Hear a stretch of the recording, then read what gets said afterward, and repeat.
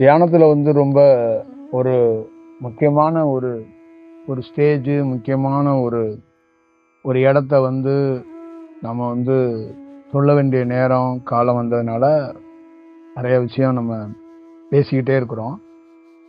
அது மட்டும் இல்லாம நம்மளுடைய நிஜத்தையும் நம்மளுடைய ஒரிஜினாலிட்டியையும் சொல்ல வேண்டிய நேரமும் காலமும் இப்போ வந்திருக்கு. அதனால அதோடைய வடிவத்துக்குள்ள இருந்து தான் நம்ம ஒரு அனுபவமா ஒரு வடிவமா பெற்றிருக்கிறோம்.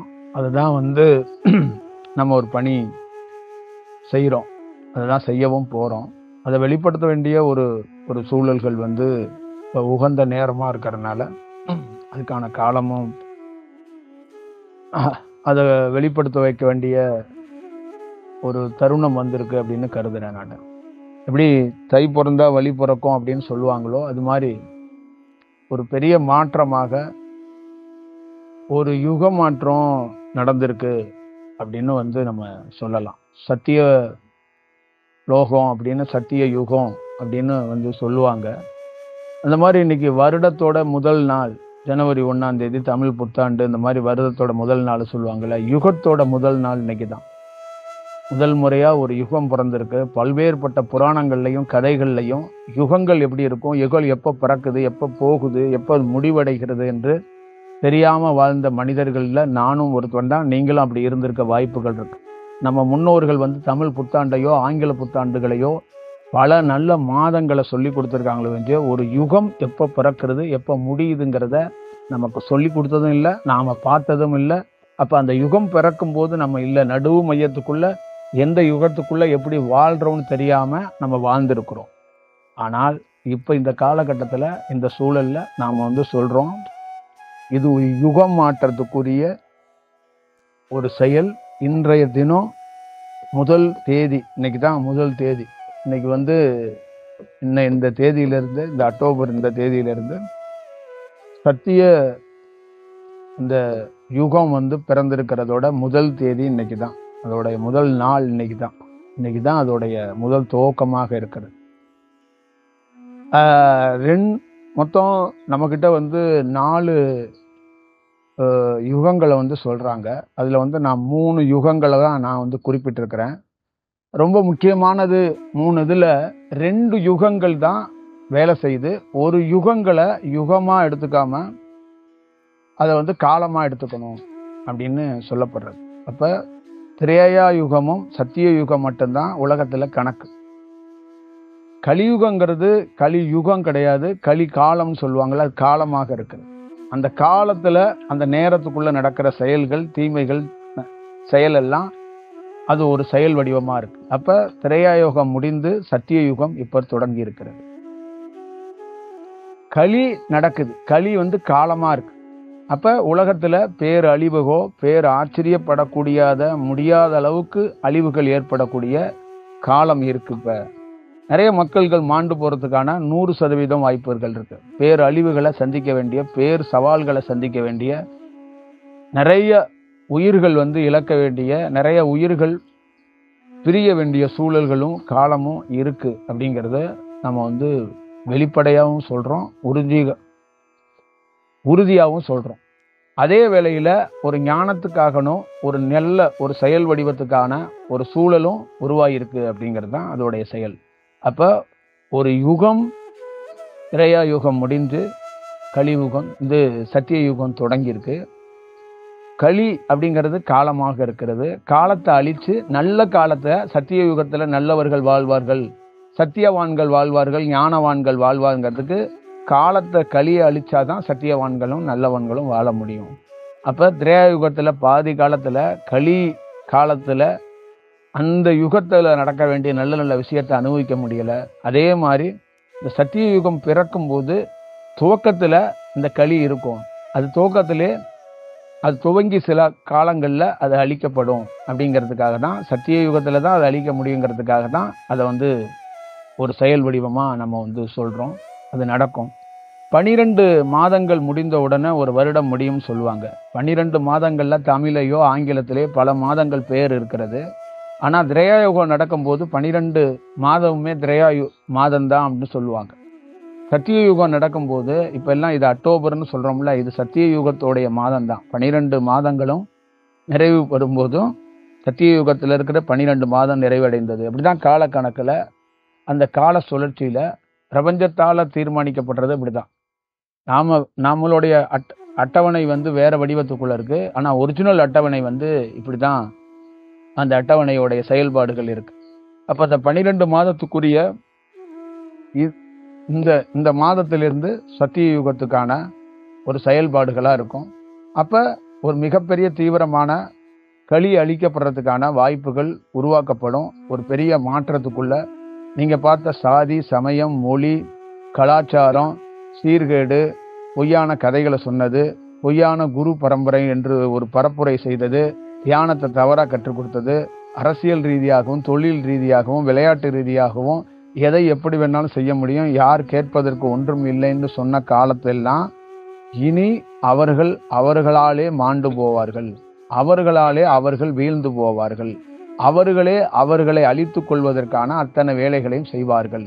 இது சத்தியமாக நடக்கும். இன்னையிலிருந்து அதுக்கு சாட்சியாக நீங்க பார்ப்பீங்க, பார்க்க தான் போறீங்க, பார்த்துக்கிட்டே இருக்க போறீங்க. நிச்சயமாக இந்த களியாலே வீழ்த்தப்படும். அவர்களாகவே வீழ்த்தப்படுவார்கள். ராஜதந்திரி, ராஜ குலத்துக்கே பெரிய விஷயம், பெரிய சாணக்கியன், அரசியல் வல்லுனர், பத்திரிகையிலே தலை சிறந்தவர், தொலைக்காட்சியிலே தலை சிறந்தவர், பெரிய கிரிமினல், ஒரிஜினல் உச்சபட்ச சட்ட ஆலோசனைகள் சொல்லக்கூடியவர், அனைவரும் சமூகத்துக்கோ தனக்கோ தன்னை சார்ந்த குலத்துக்கோ சரியாக இல்லாதவர்கள் அவர்களால் அவர்களே மாண்டு போவதற்கான காலமும் நேரமும் இப்ப இருக்கு. அவர்கள் 100% அழிந்து போவார்கள். 1% கூட மிஸ் கிடையாது, 100% அழிவார்கள். இதுதான் அதுக்குள்ள இருக்கிற விஷயம். இப்ப நம்மளுடைய செயல்பாடுகள்ல, நம்மளுடைய வடிவத்துக்குள்ள நம்ம ஒரு குரு பரம்பரையிலேருந்து, எந்த குருவிலேருந்து எந்த பரம்பரையிலேருந்து வந்திருக்கோம்னா, பார்வதியோட தன்மையிலிருந்து தான், பார்வதியோட குலத்திலிருந்து தான் இங்கே எல்லாம் உருவாக்கப்படுகிறது. பார்வதி குலத்திலிருந்து பார்வதி தேவியால் வளர்க்கப்பட்ட, பார்வதி தேவியால் உன்னதமான அந்த தேவியால் வளர்க்கப்பட்ட ஒரு பொருட்கள்ல நானும் ஒருவன். பார்வதி தேவியால் உருவாக்கப்பட்ட எத்தனையோ பொருட்கள் இருக்கிறது. அந்த பொருட்களில் நானும் ஒருவன் என்பதை ரொம்ப முக்கியமாக சொல்கிறேன். எங்கள் குலம் பார்வதி குலத்தை சார்ந்த அந்த பரம்பரையிலிருந்து வந்தவர்கள் தான் நாங்கள். பரம்பரை என்பது சமூகமாக இங்கே ஒரு வச்சிருக்கிறாங்களே அந்த மாதிரி பரம்பரை இல்லை. இது ஒரு குலத்தை காக்கின்ற, ஒரு குலத்திலிருந்து சத்தியமாக சத்திய வாக்கிலிருந்து வருகிற அந்த குலத்திலிருந்து வரக்கூடிய செயல் வடிவமாக இருக்கிறது. பார்வதியை நீ பெண் என்று பார்த்தால் மதி இல்லாதவன் என்று பொருள். பார்வதியை நீ ஆண் என்று பார்த்தால் நீ ஒரு ஞானவான் என்று பொருள். பார்வதியை பெண் என்று பார்க்கிறவன் அனைவருக்குள்ளேயும் அவன் பக்தியாக, அவன் பயிற்சி காலத்தில் இருப்பவனாக இருக்கிறான். பார்வதியை ஆணாக எவன் பார்க்கிறானோ அவன் ஞானவானாக இருக்கிறான். பார்வதியோடைய உண்மைத்தன்மையை யாராலும் அவளை சாமானியமாக அறிய முடியாது. அது ரொம்ப, அதுக்குள்ள ஏகப்பட்ட ரகசியங்கள் இருக்கு. அந்த ஏகப்பட்ட ரகசியத்தை இனி வரும் காலத்துல எல்லா செயலையும் முடிச்சு அவுக்கப்படும். இங்க இருக்கிற எல்லா செயலையும், அனைத்து செயலுக்கும் ஒரு முடிச்சு அவிர்த்து விடப்படும் அப்படிங்கிறத உங்ககிட்ட தீர்க்கமாக சொல்கிறேன். இப்போ அந்த பார்வதி குலத்திலிருந்து வளர்க்கப்பட்டு உருவாக்கப்பட்டு வந்திருக்கிறோம் நாம அப்படிங்கிறத நீங்கள் தெள்ள தெளிவாக புரிஞ்சுக்கணும். அப்போ ஒரு காலகட்டத்துக்குள்ள, ஒரு சூழலில் செயல்பட முடியாத ஒரு ஒரு ஒரு நெருக்கடியான காலகட்டத்தில் நாம் எந்த கலையிலேருந்து, எந்த ஒரு வழியிலிருந்து வந்தோம் அப்படின்னா, பார்வதி தேவியோடைய கலை என்பது இந்த தியானத்திலேயே உச்சபட்சமாக கருதப்படுகின்ற இந்த கலைகளில் ரொம்ப ரொம்ப முக்கியமானது. தனக்குள்ளே ஒரு நிகழப்படணும், தனக்குள்ளே ஒரு பெரிய செயல்பாடுகள் நடக்கப்படணும் அப்படின்னா, ஒருத்தன் தனக்குள்ளே இருந்து ஒரு போகம் நடக்கப்படணும். அதுதான் உயர்ந்த தியானம் அப்படிங்கிறது தான் பார்வதி தேவியோடைய, பதஞ்சலியோடைய, ஆதிசேஷனுடைய கலை என்று சொல்லப்படுறாங்க.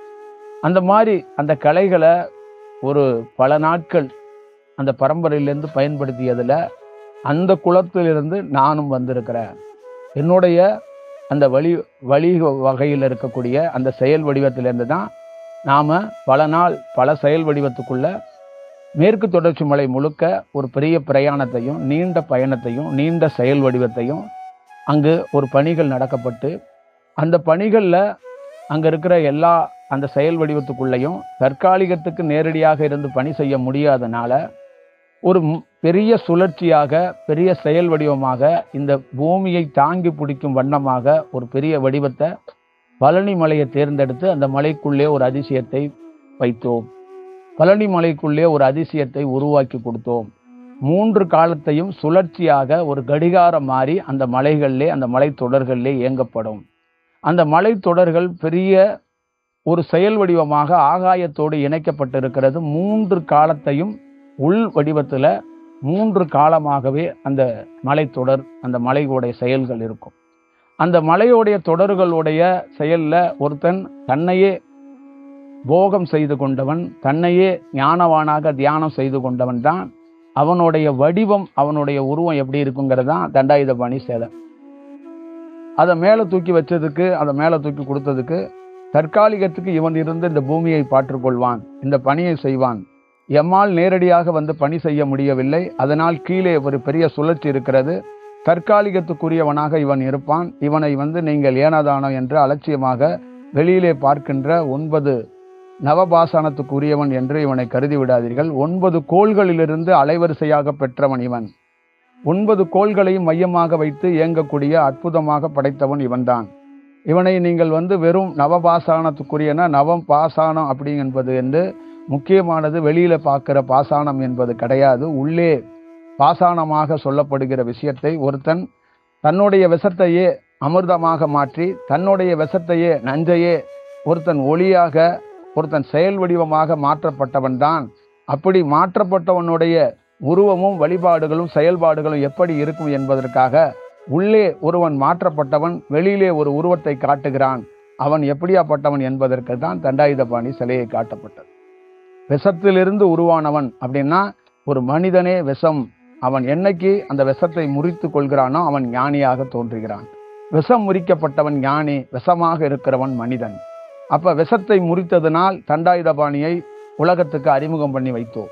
அந்த செயல் வடிவம் நடக்கப்பட்டது, அந்த காலம் நடக்கப்பட்டது. அப்பொழுது காலத்துக்குள் இப்படித்தான் இந்த பூமியை காற்றிலிருந்து பல வேலைகளை இவன் செய்வான், ஞானத்துக்குரிய செயல்களை செய்வான். பழனி மலையை சுற்றி இருக்கிறவன் எல்லாம் ஆன்மாவாகவும் அருங்கோணவாகவும் இருப்பான். மேலே இருக்கிறவன் பரத்தில் இருக்கும் பிதாவாக, அந்த ஒரிஜினல் தேவனாக, உண்மைக்குரிய சக்தியவானாக அவன் மேலே இருந்து செயல்படுவான். அப்படி என்பதற்காகத்தான் அந்த பழனியிலே உள்முகமாக 3 காலத்துக்குரிய தேவியோடைய சுழற்சியை 3 காலத்தையும் அறியக்கூடிய விஷயமாக ஒரு முக்கியமான வடிவத்துக்குள் பேர் சுழற்சியாக, பேர் செயல் வடிவமாக பழனி மலைக்கு, அந்த மலை கீழே செயல்படும்னா கீழே கிடையாது, மலையோட சிலைக்கு கீழே இருக்கிற அடிவாரத்தில் செயல்படும். மலைக்கு மேலேயே சிலைக்கு கீழே, அது காலுக்கு கீழே தான் அடிவாரங்கிறோம், மலைக்கு கீழே சொல்லலை. கீழே மலையை சுற்றி ஆன்மாக்கள்லாம் அவன் கொஞ்சம் கொஞ்சம் அவன் தகுதிக்கு ஏற்ற மாதிரி, நீங்கள் பல சித்தர்களை வழிபடுறீங்களா, அந்த சித்தர் இந்த சித்தர்னு, அவன்லாம் ஆன்மாவாக இருக்கிறான். மலைக்கு மேலே இருக்கிறவன் தான் வேற ஒரு வடிவத்துக்குரிய செயல் வடிவமாக இருக்கிறான் அப்படிங்கிறத பொருள். அப்போ நம்ம காலகட்டத்தில் நம்ம விஷயத்துக்குள்ள மனிதனாக நாம் பிறந்து 40 ஆண்டுகளுக்கு முன்பு என் தந்தையார், என் தாய் கூட இருந்தாங்களான்னு தெரியல, சிறு வயதில் என்னை பழனி மலைக்கு அழைச்சிட்டு போகும்போது அந்த மலையில் ஒரு விஷயம், இவன் பின்னாட்களில் இந்த மலைக்கு உரியவனாகவும் ஒரு இறை செயலுக்கு உரியவனாகவும் வருவான் அப்படின்னு அங்கே ஒரு காட்டப்பட்டிருக்கு. அந்த காட்டப்பட்ட செயல்களை அவங்களாலேயும் அறிய முடியல, என்னாலையும் அறிய முடியல. நான் முழு அந்த செயல் வடிவம் அறிந்ததுக்கு அப்புறம் தான் என்னால் அறிய முடிஞ்சிச்சு. ஆனால் அந்த காட்சிகள், அந்த மலைக்கு போயிட்டு இரவு வீடுகளில் தூங்கும்போது என் தந்தையாருடைய தாயார் எனக்கு பழனி மலைக்கு போயிட்டு வந்தோன்னா நான் அங்கே தூங்கிக்கிட்டு இருக்கும்போது அந்த வாசலில் ஒரு வார்த்தை சொன்னாங்க. அது மட்டும் இன்னைக்கும் எனக்கு பசுமையாக ஒழிச்சுக்கிட்டே இருக்கு. எனக்கு 3லேருந்து 4 வயது இருக்கும், அது மட்டும் எனக்கு பசுமையாக ஒழிக்குது. பழனி மலையில் எனக்கு என்ன நடந்தது என்று எனக்கு தெரியல, ஆனால் அது 40 ஆண்டுகளுக்கு முன்னாடி உனக்கு காட்டப்பட்டதாக அவர்கள் எனக்கு அது உண்மை தத்துவமாக வெளிப்பட்டிருக்கிறது. அப்பொழுதே சொல்லியிருக்கிறார்கள், இவன் மனிதனாக இல்லை, மனித தேகத்துக்குள் இருக்கிறான், இவனுக்குள்ள ஒரு பெரிய மாற்றம் வரும், பெரிய செயல் வரும் அப்படின்னு சொல்லியிருக்கிறாங்க. இப்பொழுது நமக்குள்ள நம்மளுடைய புத்தகத்தில் ஆன்மா அருங்கோண சக்கரங்கிற புத்தகத்தில் நான் வடிவத்தில் எழுதும்போது, இந்த புத்தகத்தை முக்கியமாக எழுதுன என் கூட படிச்சிருக்கிற பசங்களுக்கு தெரியும்னு நினைக்கிறேன். அதில் ஒரு டாபிக் என்ன, அது நேரம் தவறாத குரு அவர் ஒரு மலை தொடர்களில் இருந்து ஒரு சிலையை உருவாக்கினார். அந்த சிலையை எப்படி உருவாக்கினார் என்று மிக அற்புதமாக அந்த சிலைக்குள்ள இருக்கிற வடிவத்தை நான் சொல்லிப்பட்டிருக்கிறேன். அப்பொழுது அவர்கள் இருந்து பணி செய்த இடம் எந்த இடம் என்று சொன்னால் திருவண்ணாமலை தான். அந்த சிலை எது என்று கேட்டால் தண்டாயுதபாணி சிலை தான். பழனியில் இருக்கிற அந்த சிலை தான் அந்த சிலை.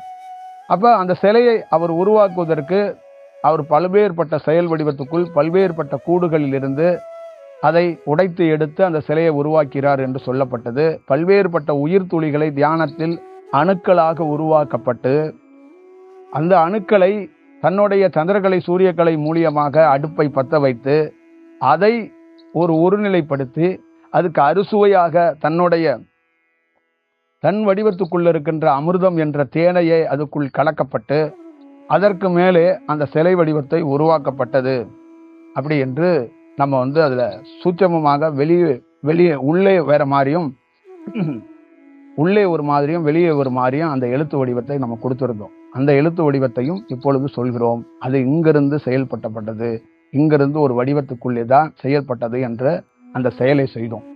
அப்போ இந்த காலகட்டத்தில் இந்த சூழ்நிலைகள் அதே சிலை அந்த மலையிலிருந்து அந்த சிலையில் இருக்கிற அத்தனை அலைவரிசையும் எடுக்கப்பட்டு விட்டது. அந்த மலை தொடர்கள் இருக்கிற 3 காலத்துக்குரிய விஷயத்தையும் எடுக்கப்பட்டு விட்டது. அந்த மலையை நாம் காலி செய்து விட்டோம். அந்த மலையிற்குள் இருக்கின்ற அனைத்து 3 காலத்துக்குரிய திரிகாலத்துக்குரிய செயலையும் அந்த சிலைகளுக்குரிய அத்தனை செயலையும் யாமே எம் உடலில் பெற்றுக்கொண்டோம். நாம் பணி செய்வதற்காக இந்த பணியை பல நாள் தேக்கி வைத்திருந்தோம். பல நாள் அந்த சூழல் அமையாத போது அந்த காலகட்டத்தில் அந்த மலையை உருவாக்கி அந்த இடத்தில் கொடுத்து வைத்திருந்தோம். மீண்டும் அந்த இடத்திலிருந்து அந்த விஷயத்தை எடுப்போம். திருவண்ணாமலையில் இருந்து அந்த சிலையை பிரித்து அந்த சிலையில் இருக்கின்ற செயல்களை தூளு தூளாக நுணுக்கி நம்மளுடைய சந்திரக்கலை சூரியக்கலையாக என் உடலிலே அதை பரிமாற்றம் செய்து கொள்வோம். அதை செய்து கொண்டு 3 காலத்துக்குரிய செயலையும் அங்கிருந்து அதை உள்ளே வடிவமாக ஆக்கிக் கொள்வோம்.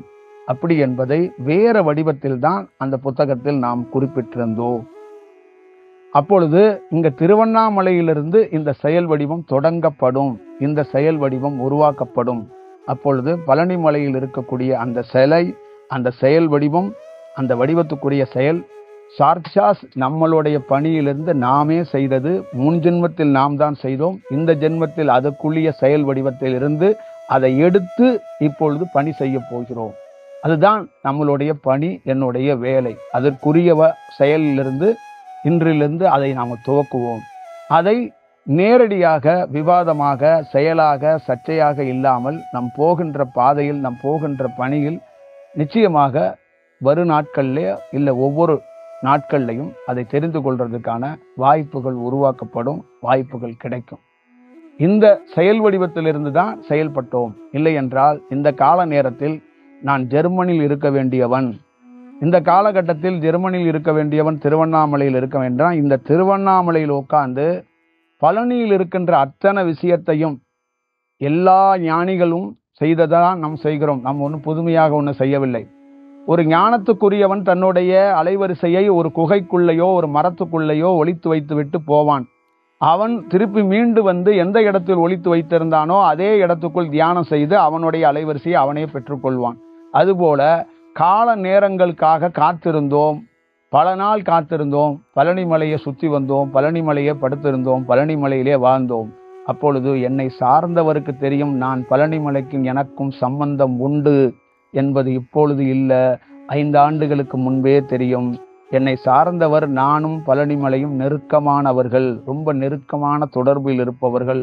யாமே ஒரு பணிக்காக வந்திருக்கிறோம் என்று வெகு சிலருக்கு என்னோடு இருப்பவர்கள் 5 ஆண்டுகளுக்கு முன்பே தெரியும்.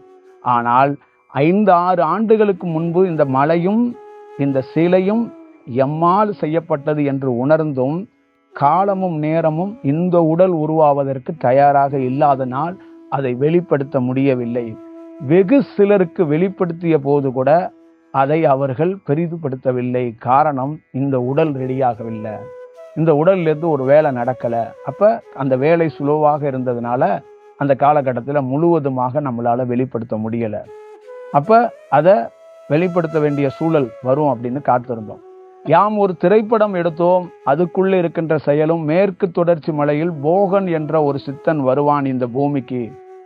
அரக்க குணத்தில் இருக்கக்கூடிய பெரும் பெரும் நோய்களை இந்த போகன் என்ற சித்தன் அவன் கையால் அவனால் மட்டுமே இதை ஒழித்து நல்ல செயலை உருவாக்க முடியும். இந்த உலகத்துக்கே ஒரு புது மருத்துவத்தையும் புது கலைகளையும் போகன் என்ற ஒரு சித்தன் உருவாக்கி கொடுப்பான். மனிதனால் இந்த நோயையோ இந்த செயலையோ கட்டுப்படுத்த முடியாது என்பதுதான் அந்த படத்துடைய கதை. அதை யாமே சாட்சியாக இருந்து யாமே எடுத்தோம், யாமே போகனாக தியானித்தோம். போகன் வருவதை யாமே இருந்து ஒரு செயல் வடிவத்தை சொன்னோம். ஆனால் அது மக்களிடம் அந்த காலகட்டத்தில் யாம் முழுமை பெறாமல் இருந்ததனால் அந்த வடிவத்தை எம்மால் வெளி காட்ட முடியவில்லை. ஆனால் அது ஒரு சாட்சியாக, அது ஒரு சத்தியமாக அது இருந்தது. அந்த செயல் வடிவத்துக்குள் கொடுத்தோம். அதற்கப்புறம் நம்மளுடைய பணிகளில் பெரும் தீவிரத்தில் பெரிய செயல்பாடுகளில் பெரிய மாற்றத்தை ஆங்காங்கே பெற்று அடைந்ததுக்கு அப்புறம் இந்த காலத்தில் இந்த நேரத்துக்குள் ஒரு செயல் வடிவம், ஒரு யுகம் மாற்றம் எப்படி நடக்கிறது என்றால், ஒருவர் பணி செய்ய போகிறார் என்றால் அவருடைய முழுமை அடைகின்ற போது அந்த யுகம் மாற்றம் நடக்கும். காலவரையை எப்படி கொடுக்குறாங்கன்னா, அவர் தியானத்தில் ஒரு முழு அனுபவத்தை எந்த நிமிடம் பெறுகிறார்களோ அந்த நிமிடம் ஒரு யுகம் பிறக்கும். அந்த யுகம் இவருடைய வழிகாட்டுதலையும் இவருடைய செயல்பாடுகள் இருந்து அந்த யுகத்தை ஒரு பெரிய செயல் தீவிரமாக நடக்கப்படும். அப்பொழுது நேற்று இரவு என்னுடைய பணிகளில் தீவிரமாக அந்த முடிவுக்கு வந்ததனால் அந்த நேர குறிப்புப்படி ஒரு யுக மாற்றத்தை உருவாக்கப்படும். ஒரு யுக மாற்றம் உருவாகி இருக்கிறது. அப்பொழுது இன்றைய கணக்கிலிருந்து அந்த யுகத்துக்குள்ளிய பெரிய செயல் வடிவத்தை யாம் பணியாக செய்வோம். அதற்குத்தான் இந்த திருவண்ணாமலையிலிருந்து நாம் வெளிநாடுகளுக்கு ஒரு ஏறத்தாழ பல நாடுகளுக்கு போறதுக்கான திட்டங்களும் பல நாடுகளுக்கு போறதுக்கான பணிகளையும் தீவிரமாக நடந்து கொண்டு இருந்த போதும் பார்வதி தேவி என்னை போக விடாமல் தடுத்து விட்டாள். இல்லை என்றால் நான் வெளிநாட்டுக்கு சென்று ஒரு வாரம் ஆயிருக்கும். எல்லா வேலையும் முடிந்து விட்டது. நான் உள்நாட்டில் இல்லாமல் ஏறத்தாழ 19 நாடுகளுக்கு செல்வதாக நான் திட்டமிட்டிருந்தேன். அப்படி திட்டமிட்டிருந்த போதும், என்னுடைய பணி தீவிரமாக இருந்த போதும், பார்வதி தேவி இந்த வேலையை இந்த மண்ணிலிருந்து முடிக்கப்பட வேண்டும்.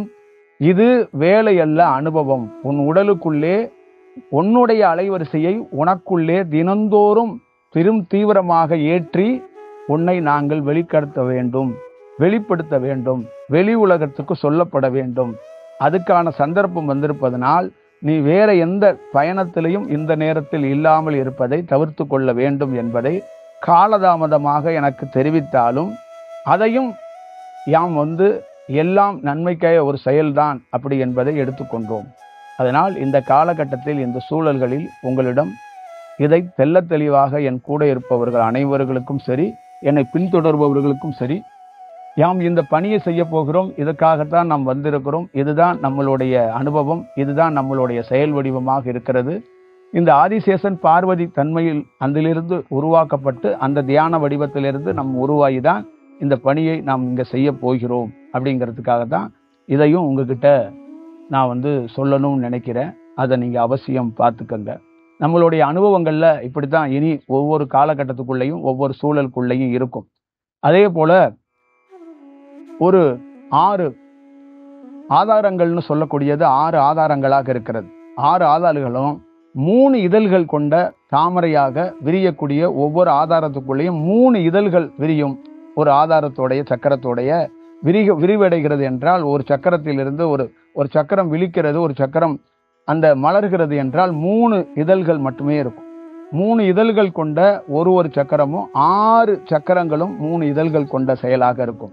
இந்த 6 சக்கரங்களும் தெய்வீக வடிவத்துக்குள் தெய்வீக செயலுக்குள் இருக்கும்.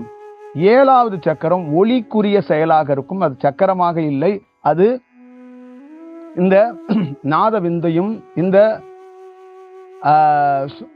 நமக்குள்ள இருக்கிற சந்திரக்கலை சூரிய கலையா இருக்கக்கூடிய இந்த கலையை ஒரு இடத்துக்குள் நிலைநிறுத்துவது, ரெண்டையும் ஒன்னா ஒரு இடத்துக்குள்ள உள்ள வைக்கிற அந்த என்ட்ரன்ஸ் பாயிண்ட் இருக்கும்ல, அந்த என்ட்ரன்ஸ் இடத்த கதவை திறந்து உள்ள போறதுக்கான இடம் தான் அந்த 7வது கதவு என்று திறக்கப்படுற ஏழாவது திரை என்று விளக்கப்படுற இடம். அப்ப அந்த ஏழாவது திரை என்று விளக்கப்படுற இடத்துக்குள்ள ஜோதியாக ஒரு ஒரு ஒரு ஜோதியாக காத்திருக்கிறது. இந்த பீனியல் பிக்குட்டியை தான் ஜோதியாக காத்திருக்கிறது. அதுதான் ஜோதியாக செயல்படுகிறது. அப்ப ஏழாவது கதவை ஒருவன் திறந்து பார்த்தது பீனியலையும் பிக்குட்டியையும் தான் பார்த்தான். அதுதான் ஜோதியா இருக்கு ஒண்ணு. அப்ப 1000 இதழ் தாமரையாக மலரப்பட்டது. 1000 இதழ் தாமரையாக அது மலரப்படவில்லை. அது தாமரையாக மலரப்பட்டது. 63 தாமரை இதழ்களாக அது மலரப்பட்டிருக்கிறது. 63 இதழ்கள் தாமரையாக மலரப்பட்டிருக்கிறது. அந்த 63 தாமரையாக மலரப்பட்டதுதான் 63 நாயமார்கள் என்று சொல்லப்படுகிறது. இது ஒன்று. அடுத்தது ஆயக்கலை 64 அப்படி என்று சொல்லப்பட்டிருக்கிறது. இந்த ஆயக்கலை 64 எதை வைத்து சொல்லப்பட்டது அப்படின்னா 8-2 தத்துவம். இந்த ஆயக்கலையையும் ஒரு செயல் வடிவத்தையும் 8-2 தத்துவத்துக்குரிய செயலாகத்தான் சொல்லப்பட்டது. அப்ப 8க்குள் எல்லாம் அடக்கம், 2ம் 8க்குள்ளே அடக்கம். அங்கு 10 வராது, 2ம் 8க்குள்ளே அடங்கிவிடும். அப்பொழுது அந்த ஆயக்கலை என்பது 64 கலை அல்ல, 8லே எல்லாமே செய்துவிட முடியும். அப்படிங்கிறதுக்காக தான் அந்த ஆயக்கலை 64 என்பது இந்த 63 தாமரை மலர்ந்த உடனே அந்த ஆயக்கலை 64ஐயும் 8-2 தத்துவத்துக்குள் அடக்கி விடுவான், செயல்படுத்தி விடுவான் அப்படி என்பது பொருள். அஷ்டமா சித்து என்பது எவனுக்கு ஒருவனுக்கு குண்டலினி சக்தியாகவே இருக்கிறானோ அவன் அஷ்டமா சித்தாக இருப்பான். சரிங்களா? 72,000 நாடிகள் என்பது அந்த தாமரை இதழிலிருந்து வரக்கூடிய தண்டிலிருந்து இருக்கக்கூடிய நரம்பு. அந்த நரம்பு 2 நாடியாக இருந்தது. அதோடைய விரிவாக்கத்தில் எப்படி ஆனது? பல்வேறுபட்ட நரம்புகளாக அது உருமாறி 72ஆக மாறியது. அதையும் 9 கோள்களோடு இணைக்கப்பட்டு இருக்கிறது. இதை நான் 71,000 நாடிகள் தான் இருக்கிறது நான் சொன்னேன். நான் எதை வச்சு சொன்னேன் அப்படின்னா, எதை வச்சு சொல்லலை, எனக்குள்ள இருக்கிற ஒரு செயல். இந்த 71,000 நாடிகள் என்று குறிப்பிட்டது நான் 8ஐ தான் குறிப்பிட்டேன். 8க்குள்ளே எல்லாம் அடக்கம். ஒரு மனிதன் 72,000 நாடி என்பது 71,000 நாடு, 8க்குள்ள எல்லாம் அடங்கி போயிடும். 7ஐயும் 1ஐயும் குறிப்பிட்டு நான் 8க்குள்ளே அடக்கம் அப்படி என்பதை தான் நான் தெள்ள தெளிவாக குறிப்பிட்டு சொன்னேன். இதுதான் அதற்குள்ள வடிவம். அப்பொழுது ராமலிங்க சுவாமிகள் ஜோதியை பார்த்தார், ஜோதியை சொன்னார். 7வது திரையை திரைக்கு ஜோதியை பாருனார். பீனியலும் பிக்குற்றியும் ஜோதியாக இருக்கிறது. அதற்கு மேலே ஒரு இருட்டு பகுதியில் அந்த கபால அந்த வாசல், அந்த வழி, அந்த இடத்தில் இறைவன் இருக்கிறான். கடவுள் அதற்கு மேலே இருக்கிறான். இது ஜோதி கீழே இருக்கிறது, கடவுள் அதற்கு மேலே இருக்கிறான். அப்பொழுது இறைவன் இருக்கும் இடத்தில் கீழே அருகாமையிலே ஜோதி இருக்கும். அப்ப 7வது வாசலில் ஜோதி இருக்கிறது, 8வது வாசலில் கடவுள் இருக்கிறான். அப்ப கபாலத்தில் கடவுள் இருக்கிறான், கபாலத்துக்கு கீழே கடவுளுக்கு காலடியில் ஜோதி இருக்கிறான். ஜோதி என்பது பீனியலும் பிக்குற்றியாக இருக்கிறான். இந்த கதவை திறந்து உள்ளே நீ சென்றவுடன் ஜோதியை தரிசிப்பாய். ஜோதியை தரிசித்த உடனே ஜோதி சும்மா எரியாது. கடவுள் இருக்கிற இடத்துல தான் நீ விளக்கேத்துறல்ல, வீட்டுல திரி ஏத்தி இதெல்லாம் பண்றல்ல. எதுக்காக ஏத்துறன்னா, ஒரு விளக்கு கடவுள் என்று ராமலிங்க சுவாமி சொன்னார். அவர் விளக்கை திரியையும் கடவுளை காட்டினார். உண்மையான கடவுள் அதற்கு மேலே இருக்கிறான், கடவுளுக்கு கீழே விளக்கு எரிந்து கொண்டிருக்கிறது. அப்ப 7வது வாசலில் ஜோதி எரிந்து கொண்டிருக்கிறது, 8வது வாசலில் இறைவன் இருக்கிறான். இதுதான் இறைவனுடைய மிகப்பெரிய நுட்பமான செயல் வடிவத்துக்குள் செயல் வடிவமாக இருக்கிறது. அப்ப 6 வரை பல்வேறுபட்ட வடிவங்கள் இருக்கிறது. 7ம் 8ம் முழுக்க இறையால் உருவாக்கக்கூடிய, இறை செயலிலிருந்து உருவாக்கப்பட்டவர்கள் மட்டுமே பணி செய்யக்கூடியவர்கள். அப்ப 7லிருந்து 8லிருந்து உருவானவர் தான் ராமலிங்க சுவாமி. 8 வடிவத்துக்குள்ளிருந்து ஜோதியாக ஜோதியை போய் அருள் பெரும் ஜோதி அந்த செயல் வடிவத்தை நீ பேசு, நீ சொல்லு என்று உருவாக்கப்பட்டவர் தான் அவர். இதுதான் அதோடைய செயல் வடிவமாக. ஒரு காலகட்டத்தில் கடவுள் மார்பகத்திலே இதயத்திலே இறைவன் குடியிருந்தான். அப்ப இறைவனுடைய கபாலத்துக்கு போவதற்கு வழி தெரியாமல் தடுமாறிய போது அவனுக்கு வழிகாட்டியது யார் என்றால் ஒரு மாடு. ஒரு மாடு வந்து இறைவனுக்கு ஒரு பாதை காட்டி அவனை இறைவனையே தோளில் தூக்கி கொண்டு அந்த மாடு மேலே சென்று போய், மாடு எங்க இருக்கிறது என்றால் தலையின் பின்பக்கமாக இருக்கிறது. தலையுடைய பிடரி என்று சொல்வார்கள், அங்கதான் மாடு படுத்திருக்கு. அப்ப அந்த மாடு போய் இறைவனை தோளில் சுமந்து கொண்டு போய் இறைவன் வந்து அவருடைய இடம் மறந்து போச்சு. அவர் இடம் அவர் எங்க போறதுன்னு தெரியாம இருக்கும்போது இந்த மாடு வந்து என்ன பண்ணுது அப்படின்னா, அவரை தோளில் சுமந்துக்கிட்டு நேரடியாக போய் பிடரிக்கு போய் அங்கிருந்து கபால வாயில போய் இறைவனை போய் இறக்கி விடும். அப்ப இறைவன் அங்கு நீங்க சொல்றீங்கல்ல சிவலிங்கம் அப்படின்னு ஒண்ணு இருக்குல்ல, அங்கு கபாலத்தில் அவர் உட்கார்ந்து இருக்கிறாரு. அவர் அருகாமையிலே ஒரு மாடு படுத்திருக்கிறது. என் தேவி பார்வதி தேவி படுத்திருக்கிறார். அப்பொழுது மாட்டை உருவாக்க போதும் மாட்டை கொடுக்க போதும் எதற்கு கொடுத்தாங்க அப்படின்னு கேட்டீங்கன்னா, மாட்டுக்கு மிக சரியாக தன் வீட்டுக்கு தானே வந்துருமா ஒண்ணு. ரெண்டாவது, மாடு தவறான பாதை காட்டாதான். தவறான பாதை ஒரு மாடு காட்டவே காட்டாதான். பாதை தெரியலன்னா கூட நின்றுகிட்டே இருக்குமா, அது தவறான பாதைக்கு போகவே போகாதான். தர்மத்துப்படி எந்த மாட்டை வேணாலும் நீ சோதித்து பார், ஒரு மாடு தவறான வழிக்கு தவறான பாதைக்கு போகாதான். அதோடைய நெறியே அப்படித்தான், படைப்பே அப்படித்தான் படைக்கப்பட்டிருக்கு. நான் அடிக்கடி என்னுடைய உரையை எடுத்து பார்த்தேன்னா, பார்வதி தேவி எல்லாருடைய செயல்பாடுகள் வேற மாதிரி இருக்கும். நான் சொன்னதுல பார்வதி தேவி என்னை தோளில் தூக்கி சுமந்தாள்னு தான் சொல்லியிருக்கிறேன். என்ன தோளில் தூக்கி சுமந்தாள் அப்படின்னு சொல்லியிருக்கிறேன். பண்டைய காலத்து வரலாறுலேருந்து என்ன சொல்லியிருக்கிறாங்கன்னா, பார்வதி தேவி தான் கடவுளிடம் கொண்டு போய் விட முடியும் அப்படின்னு வரலாறுக்கு சொல்லுது. பார்வதி தேவி தான் தந்தை யாருன்னு அறிமுகம் பண்ணி வைக்க முடியும், சிவன் யாரு என்று அறிமுகம் பண்ணி வைக்க முடியும். சிவனுடைய இடத்தை அறிந்தவள் பார்வதி தேவியா மட்டும்தான் இருக்கிறாள். அதனால் அவளே தந்தையுடைய இடத்தை கூட்டி கொண்டு போய், மகனே இந்தா முருகனையோ விநாயகரையோ அவன் சார்ந்த குலத்தை சார்ந்த எவனா இருந்தாலும் கொண்டு போய் விடுவார் அப்படின்னு அவளுக்கு பொருள். அப்ப அவளுக்கு ஏன் பொருள்னா, தகப்பனுக்கே வழிகாட்டியவள் அவள் தான். தகப்பன் சிவனையே மாடாக இருந்து சுமந்து கொண்டு போய், நீங்கள் கபாலம்தான் உங்களுடைய இடம் என்று அந்த கபாலத்திலே கொண்டு இறக்கி விட்ட பெருமை எனது தேவி பார்வதி தேவியே சாரும். அதனால்தான் அந்த இறக்கி விட்ட உடனே என் இடத்தை காட்டி கொடுத்த தேவிக்கு என் அருகாமையிலே இடம் உண்டு என்று தேவியை அருகாமையிலே வைத்து கொண்டார். அந்த மாதிரி அன்று நான் சொல்லியிருந்தேன், என் தேவி தோளில் சுமந்து எனக்கு வழிகாட்டினாள் என்று. அந்த மாடாக இருந்து என்னை தோளில் சுமந்துதான் எங்கெங்கேயோ கடந்த, உடலில் கீழே கடந்த மேலே கடந்த அந்த சக்கரத்தில் இருந்த இந்த சக்கரத்தில் இருந்த என்னை தலைக்கு கூட்டி சென்றவள் என் தேவி. என்னை மிகச் சரியாக எடுத்துக்கொண்டு போனவள் என் தேவி. அதுதான் உன்னதமான படைப்பிலே மாடை உன்னதமாக வைத்தார்கள், மாட்டோடைய செயல் வடிவத்தை உன்னதமாக வைத்தார்கள். ஆனால் மாட்டை இன்று வெட்டி திங்கிறார்கள், கூறு போட்டு செய்கிறார்கள். மாடை வெட்டுகின்ற அத்தனை பேருக்கும் சொல்கிறேன், நீங்கள் காத்திருங்கள். என் தேவியை எத்தனை நாள் நீங்கள் வெட்டுவீர்கள்? பார்வதி தேவியை எத்தனை நாள் வெட்டி திம்பீர்கள்? ஒரு நாள் சத்தியம் வெல்லும், தர்மம் வெல்லும், நீதி வெல்லும். நிச்சயமாக அதற்கு ஒரு நாள் நீங்கள் பெரும் விலை கொடுக்க வேண்டிய சூழல் இப்பொழுது வந்திருக்கிறது. நிச்சயமாக அதற்கான உரிய நேரத்தில் உரிய செயலில் அதற்கான செயல் வடிவம் நடக்கும். இதோடைய வடிவமும் இதோடைய தத்துவங்களும் இப்படித்தான் இருக்கிறது. அதே மாதிரி அத்திரி அனிசியா, அத்திரி என்பவர் ஆலமரமாக இருக்கிறார்.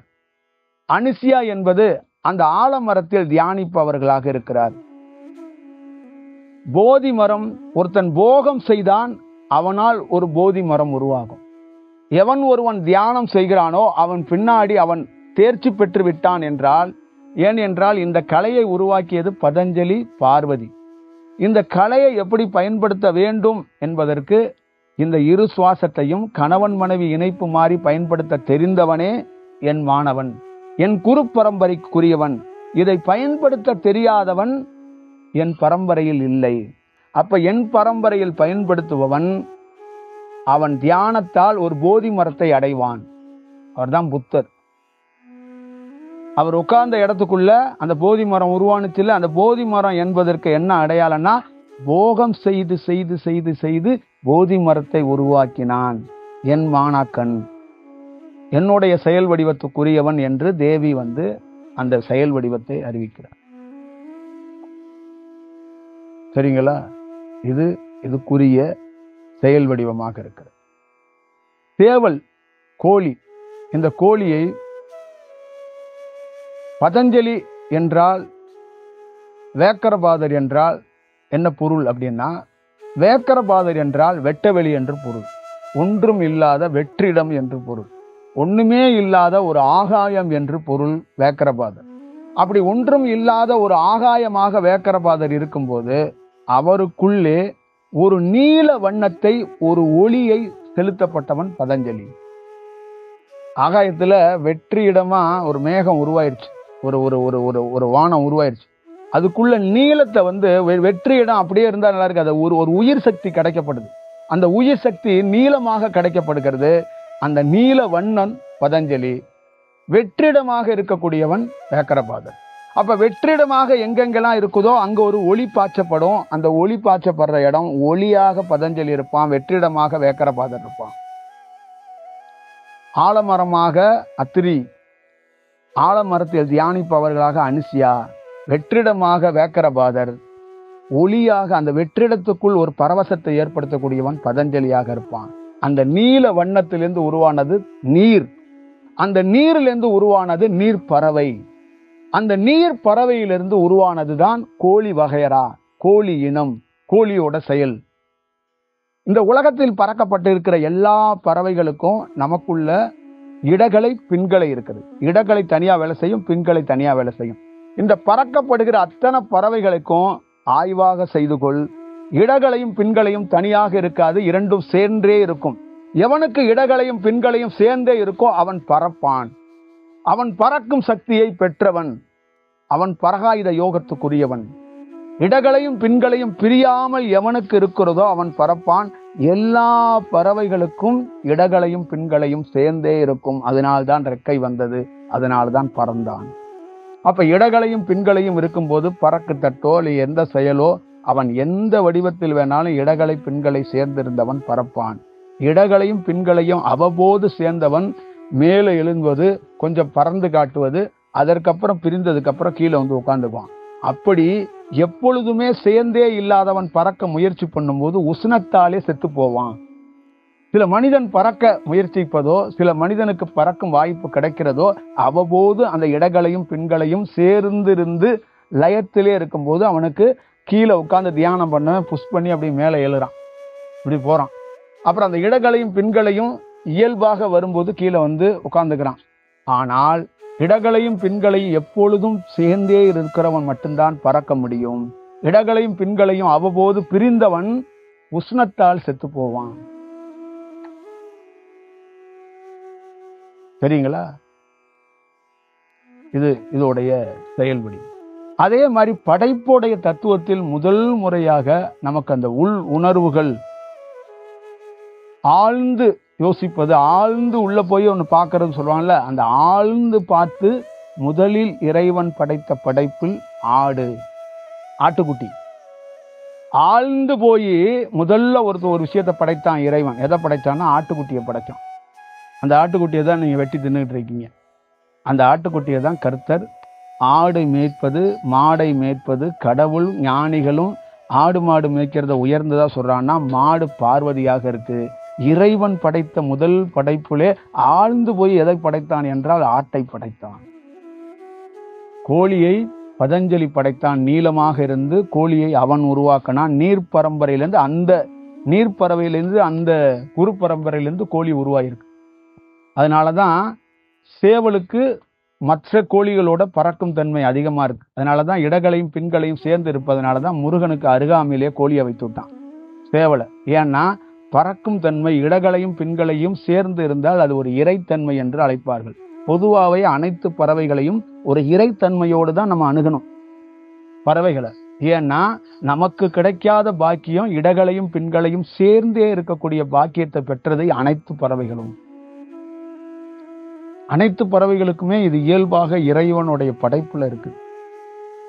கோழிய இந்த செயலுக்கு ஒரு விஷயம், ஆடு இந்த செயல், மாடு இந்த செயல், இப்படி இருக்கிற இந்த மாதிரி உன்னதமான படைப்புக்குள்ள இருக்கிறத மனித குலம், மனித செயல் எப்படி செயல்படுகிறது என்பதை நீங்க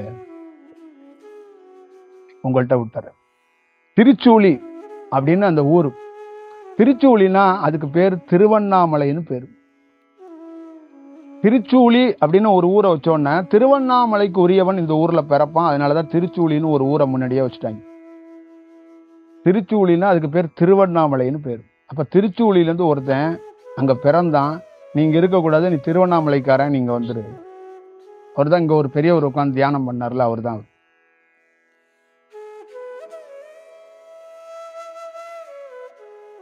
சரிங்களா? இந்த மாதிரி ஒரு உன்னதமான செயல் வடிவம் மணிகண்டன், ஐயப்பனை மணிகண்டன் அப்படின்னு அழைக்கக்கூடியவன் உள்ள இருக்கிற மணியை பார்த்தவன், உள்ள இருக்கிற மணியை பார்த்தவன் ஒன்று. அடுத்தது ஜோதியை தரிசிக்கக்கூடிய வாய்ப்பை வழங்கக்கூடியவன் ஐயப்பன். ஜோதி தரிசனத்தை எவன் பார்க்கணும்னு நினைக்கிறானோ, ஜோதி தரிசனத்தை காட்டணும், மனிதனாக பிறந்தவன் ஜோதியை பார்க்க முடியுமா அப்படின்னா, என்னை பார்த்தாலோ என்னை பின்தொடர்ந்தாவோ அவன் ஜோதியை பார்க்க முடியும் அப்படி என்பதற்கு அடையாளமாக திகழ்ந்தவன் ஐயப்பன். அதனாலதான் அவனுக்கு பேரு தர்மசாஸ்தா, பம்பாவாசா, பந்தல ராஜா அப்படிங்கிற அந்த வடிவத்துக்குள்ள அவனை அழைக்கப்படுறது. அதே மாதிரி எல்லா செயலையும் கடந்து அவனுக்கு ஒரு மகர ஜோதி ஏற்றப்படுகிறது. அவனே ஜோதி வடிவத்துக்குரியவன் அப்படி என்பதுதான் அவனுடைய வடிவத்தை காட்டப்படுது. 7 மலையான் அப்படின்னா 7 மலையில ஒருத்தன் நிக்க கூடியவன். அவன் நின்றுட்டு இருப்பான். 7 மலை அப்படி இல்லை, 7 மலையார் அப்படின்னா அவர் உட்கார்றவர் கிடையாது. 7 மலையார் அப்படின்னா அவர் நிக்கக்கூடியவர்னு பொருள்.